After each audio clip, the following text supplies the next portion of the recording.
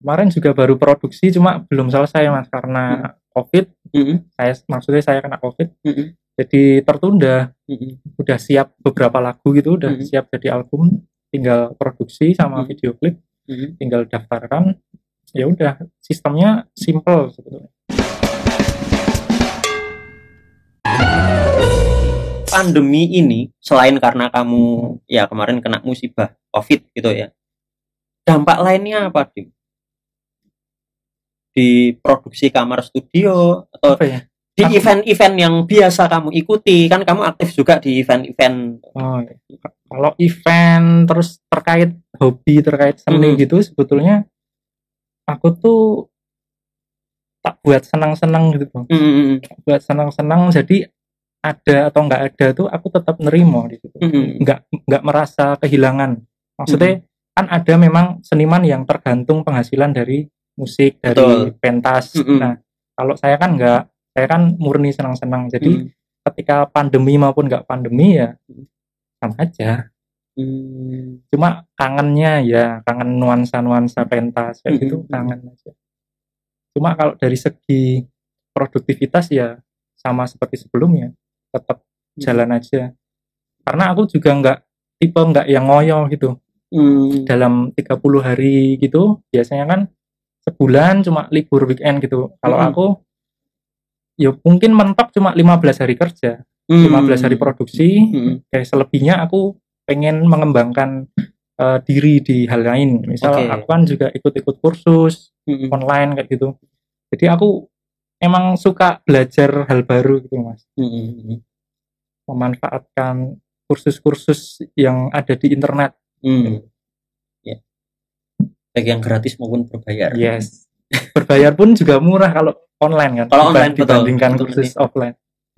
Oh tapi sekarang seminar-seminar udah naik loh. Kayak tahun lalu itu seminar internasional 150.000 presenter loh Dim. Tahun ini seminar internasional beberapa itu udah di atas 1 juta. Online padahal, bukan yang kemudian luring kayak gitu. Gak tahu mereka nangkep peluang apa gimana. Ya peluangnya juga. Sama mungkin personal brandingnya udah dapat mereka. Jadi mau ngasih harga berapa pasti laku. Pasti laku. Yang penting obah wae sekarang. Kenapa kamu suka seni sih, Dim? Seni tradisi terutama. Dan tadi kan sudah nyampaikan bahwa pengen bikin label yang yang diresmikan gitu ya, yang didaftarkan. Tapi kenapa sebegitunya? Kalau dari kecil tuh emang sering, jadi kalau dari keluarga emang nggak ada yang nyeni gitu. Nggak ada sama sekali. Mungkin ada ya mbah-mbah dulu, cuma kan nggak ketemu. Di lingkungan keluarga nggak ada. Cuma dari kecil tuh aku udah seneng yang namanya wayang, gamelan, yang bau-bau tradisi itu udah seneng dulu. Apalagi jadilan itu kan zaman kecil hiburannya kan kayak gitu, jadil-jadil kayak gitu. Tiap ada pentas selalu diajak sama bapak dulu. Terus kebetulan di tempat simbah dulu juga ada grup kesenian jadilan. Hampir setiap minggu, setiap bulan pasti ada. Nonton terus. Mungkin sejak kecil sudah terbiasa didengarkan hal-hal seperti itu, jadi katut mau aku belok ke genre lain, ujung-ujungnya baliknya ke situ. Ke tradisi lagi. Ke tradisi. Di rumah ujung-ujungnya tetap yang bisa membuat senang itu. Senangan. Nek sing tok bikin di Prambanan tuh apa? Yang dulu kamu pernah ikut terlibat? Apa ya? Yang sama ini almarhum Pak Jaduk. Itu di Manis Renggo. Oh, di Manis Renggo. Itu Parade Gamelan. Parade Gamelan. Itu udah UKJGS ya? Udah lama banget itu. Itu waktu masih mahasiswa. Ketika udah lulus aku udah nggak jadi panitia sih. Udah mulai menyibukkan diri. Itu Parade Gamelan, event tahunan di dalamnya Pak Krisno di sana. Itu kalau nggak pandemi sebetulnya masih berjalan itu Mas, masih berjalan. Animonya kan besar itu. Parade Gamelan itu baik dari yang ikut terlibat maupun dari masyarakat yang menonton. Karena kan yang nonton ternyata nggak cuma dari masyarakat sekitar gitu kan. Ada yang kemudian bela-belain datang untuk Parade Gamelan. Nah, melihat perkembangan seperti itu di seni tradisi, Nek dari kamu apakah itu merupakan hal yang positif atau Ya kalau positif jelas, tapi kemudian kelanjutannya itu harusnya gimana, Dim? Apakah kita cukup dengan menyelenggarakan pementasan atau ada hal lain yang sebenarnya harus kita lakukan? Yang intinya tuh harus ada wadah dan harus ada yang mendukung, Mas. Misal di kampus nih, punya gamelan, tapi nggak ada wadah atau komunitasnya, terus nggak ada yang dukung atau yang apa ya istilahnya, ngoyak-ngoyak, yang apa ya istilahnya apa, Mas? Kayak mungkin mewajibkan gitu ya? Ya kayak pembinanya gitu loh. Nah, kalau sekarang menurutku kayaknya setiap jurusan, hampir semua jurusan ya, kayaknya ada kesenian tradisinya kan. Hampir semua fakultasnya. Ya. Jurusan belum tentu ya. Fakultas. Nah itu anggere ada wadahnya, terus ada yang membimbing di situ, itu pasti akan hidup terus tuh, Mas. Karena mahasiswa tuh lagi aktif-aktifnya kayak gitu. Benar. Terus ada event juga, jadi bisa ditampilkan di event. Pasti kanggo gitu loh. Bahkan yang sebelumnya belum mengenal seni tradisi pun jadi bisa kenal gara-gara ada wadahnya di kampus itu. Iya sih, aku dulu aja waktu mahasiswa baru pas neng S1 arkeologi itu bela-belain Trimo nggak aktif di jurusan daripada nggak aktif di UKM gitu. mending aktif di UKM gitu. Iya sih. Aku juga, aku 50-50 sih. Iya. Jurusan ya soalnya eventnya juga tradisinya banyak. Betul. UKM juga banyak. Jadi mau nggak mau double itu. Mesti nek ben event double lah. Panitiane kene koor. Double. Itu untuk senimannya. Untuk wadah. Tapi kalau untuk masyarakat umum, apakah pementasan itu cukup?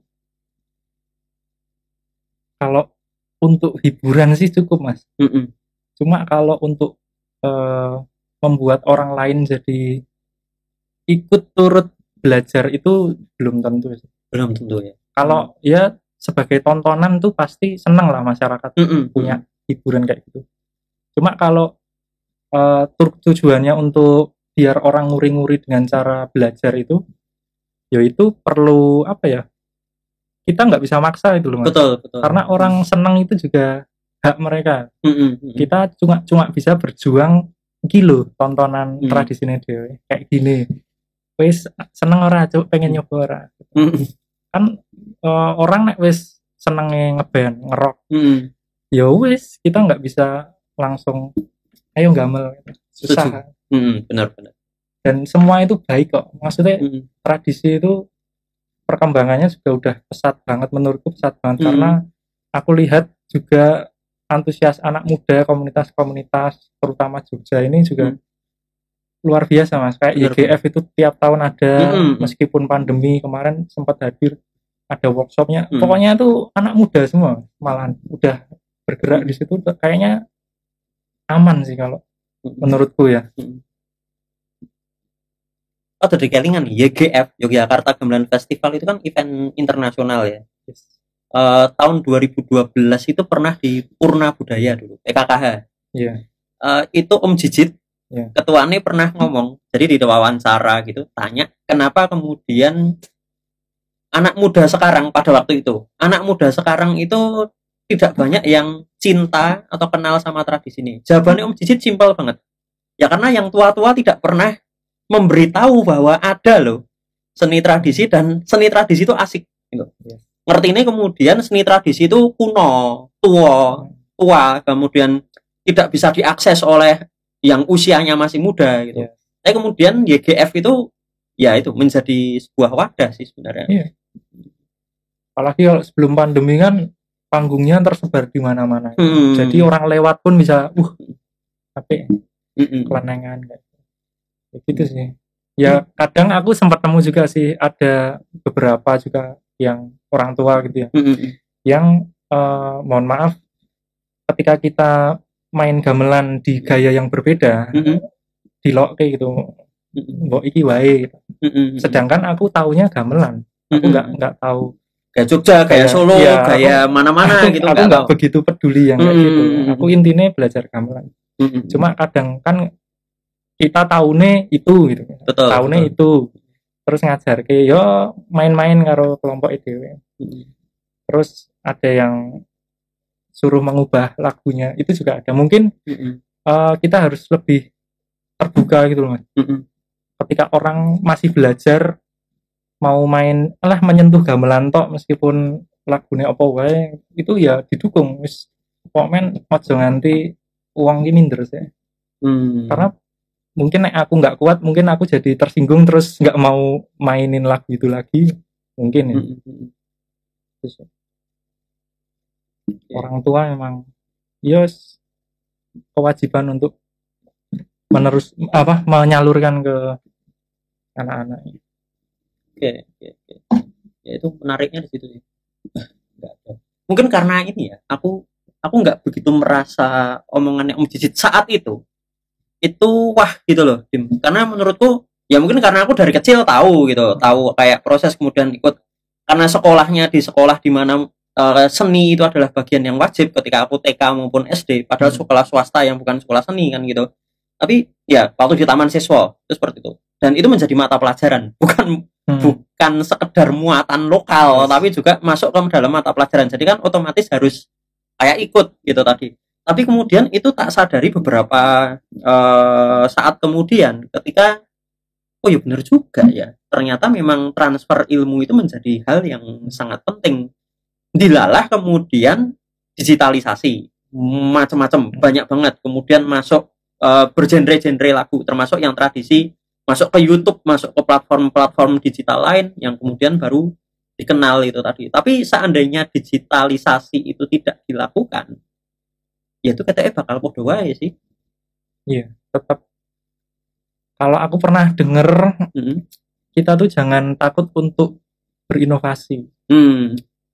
Oke, kita gamelan, klasiknya kayak gitu. Cuma kalau kita mau bikin yang apa ya, genre baru misalnya, atau gamelan baru, terus kita upload, ya wes itu menjadi suatu apa ya, perkembangan yang positif menurutku. Karena orang mau gitu loh, mau mengembangkan itu. Karena katanya memang gamelan yang ada sekarang itu juga gamelan yang baru dari sebelumnya. Nah, terus kalau kita mau mendigitalkan, misalnya jadi gamelan elektrik, nah itu kan menurutku suatu hal yang positif menurutku. Itu sih. Yang penting faktor intangible-nya dari gamelan itu tetap dihadirkan. Itu kayaknya masih masuk dalam melestarikan, karena gamelan itu kan nggak cuma soal fisiknya aja kan, Mas. Tapi soal gimana komposisi, pola-polanya, pola ladrang piye, lancaran piye, ketawang piye. Nah, itu kan ilmu yang kayak gitu tuh yang masih bisa dilanjutkan meskipun pakai digital. Kalau kayak gitu berarti memang ini ya, catatannya kalau ada yang nggak suka atau iki wae ya berarti harus bisa menempatkan toh. Karena kan kayak kamu nih, kamu kan di UKJGS dulu, UKM-nya kan gaya Surakarta. Tetapi begitu di prodi pentas di keraton, kamu nabue gaya Ngayojan, gaya Jogja. Artinya kan itu bisa memilah kan di mana kamu berada ketika melakukan pementasan. Tetapi ketika di studiomu sendiri, ya wes bebasmu sesuai dengan kreasimu sendiri. Menurutku ya nggak masalah sih, selama kemudian tidak diaku bahwa karyaku ini adalah karya otentik gaya Yogyakarta, gaya Surakarta, apa gaya Bali misalnya kan. Nah itu yang nggak boleh kan sebenarnya seperti itu kan. Makanya aku juga masih belajar kan, masih banyak kurangnya kalau soal ilmu-ilmu kesenian kayak gitu. Jadi saya juga mengembangkan seni itu biasanya juga di luar dari yang itu. Maksudnya aku bikin sesuai styleku gitu. Styleku kayak gitu. Kadang ya tak campur kayak gitu. Cuma konteks lagunya itu udah lagu modern. Bukan mengubah lagu yang klasik yang memang tidak bisa direkorek gitu. Asalkan masih ada istilahnya masih tahu kondisinya gitu. Masih paham kapan harus diubah, kapan harus enggak. Tahu batasannya lah ya. Tahu batasan. Kok ngembun? Meringat kamu. Gitu. Oke, terus kamu apa, Dim? Habis ini, Dim? Habis ini? Bukan pulang loh ya, habis makan. Ini. Oh, makan dulu. Makan terus nanti pulang. Habis ini makan. Kalau kegiatan masih banyak yang belum rencana yang belum terlaksana masih banyak. Karena memang kondisi kemarin belum bisa melanjutkan, tapi insya Allah setelah ini produktif lagi di beberapa unit project. Masih merintis semua juga pelan-pelan, karena memang di pandemi ini kita harus dituntut bisa kreatif, Mas.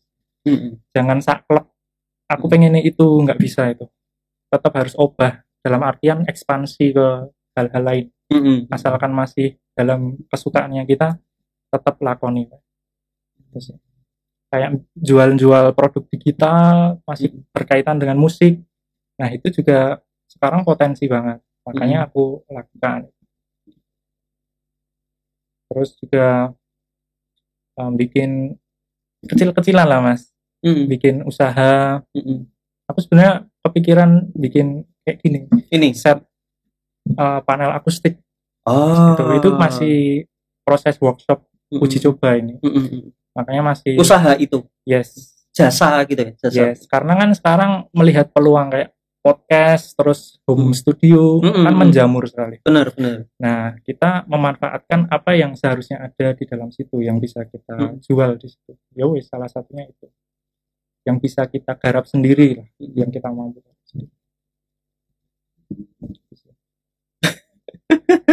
Itu kreatif ya. Yes. Sudah kreatif, harus kreatif lagi.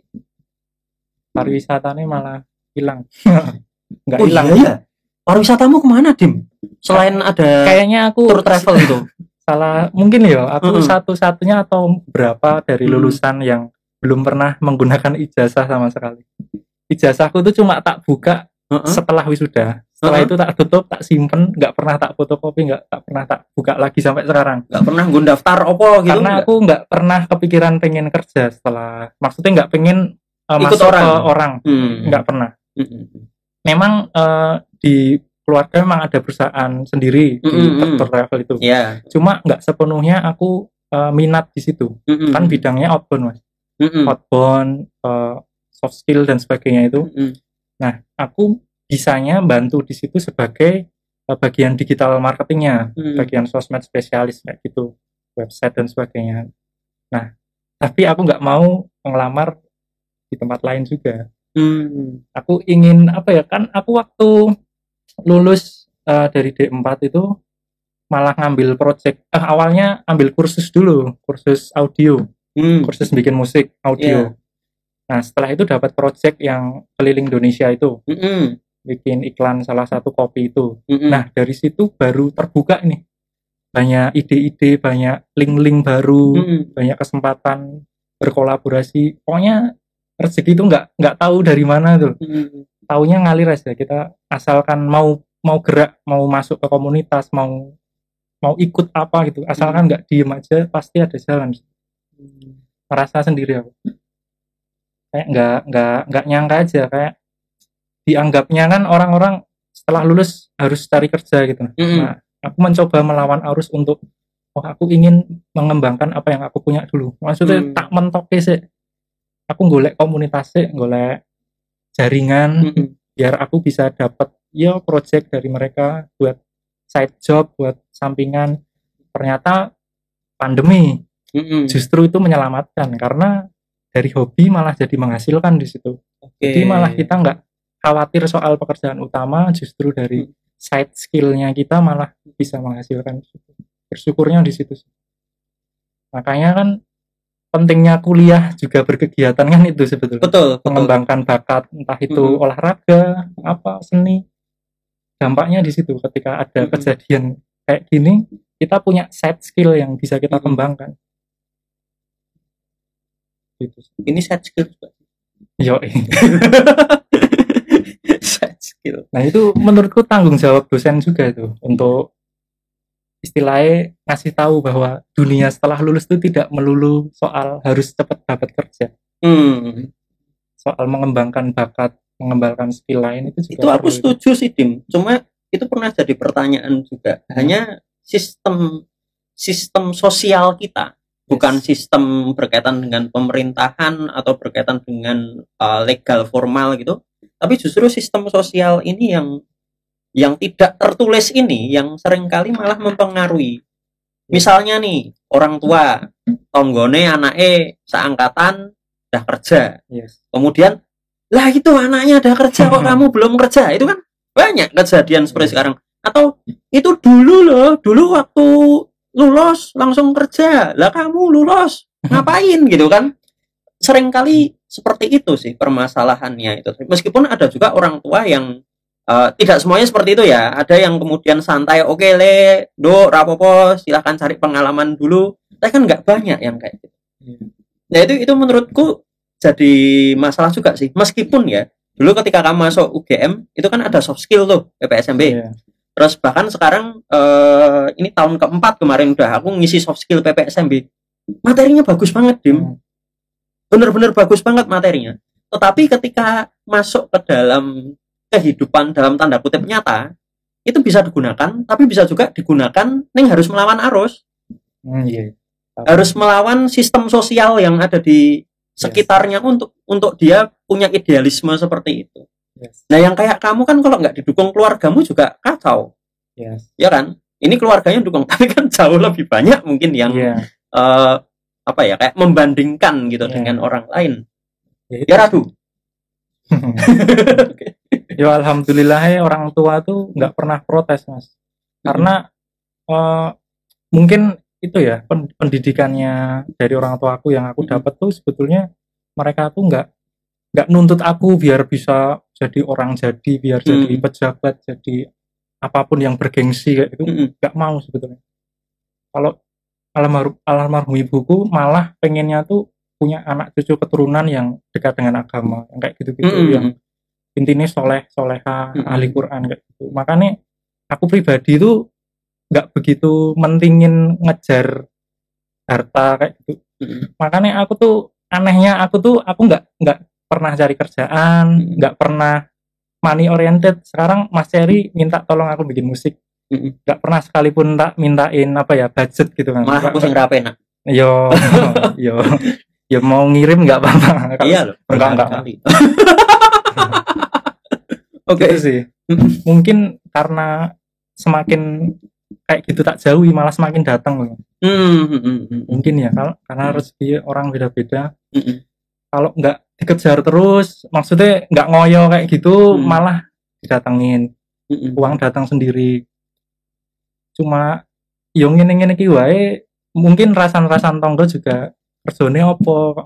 Aku pun juga kalau menjelaskan agak bingung itu loh. Pekerjaannya di bagian industri kreatif ini nanti bikin konten, ini nanti dapat royalti dari tapi emang orang peduli sama omonganmu. cara menjelaskannya susah karena nggak ada satu bentuk profesi yang kayak baku gitu loh. Nggak gini juga, ketika nanti susah-susah dijelasin gitu, sesuai selali. Iya kan, bener. Udah lupa besoknya, terus tanya lagi, Mas Bagus itu kerjaannya apa ya? Itu kan malah ini sudah susah-susah ngasih tahu, terus tidak diperhatikan kan. Makanya gitu. Sekarang aku kembali ke orang-orang aja yang menilai gitu. Itu sih. Aku terlalu bodoh amat sama pendapatnya, sama omongan orang. Ya didengerin tapi enggak masuk hati. Yes. Ya yang baik diambil, yang jelek ya atau yang enggak sesuai rasa gitu. Dim. Itu dulu Dim. Gitu mungkin ya? Itu dulu. Sebenarnya masih ada sih. Terutama kaitannya ketika kamu keliling Indonesia itu untuk iklan salah satu produk kopi, itu kopi terkenal yang ada di Indonesia. Cuma itu mungkin bisa di lain waktu lah kalau nanti ada kesempatan lagi, karena menurutku itu juga jadi pengalaman yang apa ya itu rezeki kan kita nggak tahu dari siapa, dan ternyata dari celah-celah tadi kamu nyampaikan macam-macam jalannya, terutama cari relasi cari relasi itu asik sih sebenarnya. Mungkin itu dulu ya Dim ya. Sekali lagi terima kasih banyak, pokoknya selalu sehat dan bahagia. Amin, gitu. Amin. Karena mungkin beberapa waktu lagi siapa tahu ya ada proyek lain yang mengharuskan kamu terlibat, kamu rasa sehat lah yo. Siap. Mesake dirimu sendiri. Atau beberapa waktu lagi misalnya saya, Dim tolong podcast ini kasih musik. Bisa. Oke. Ya kira-kira kayak gitu sih. Sekali lagi matur nuwun sangat sudah jauh-jauh ke sini. Salam sehat dan bahagia selalu. Bagus. Matur nuwun. Sami-sami Mas. Maaf kalau banyak kesalahan kata. Wajar manungso. Matur nuwun. Nggih, matur nuwun.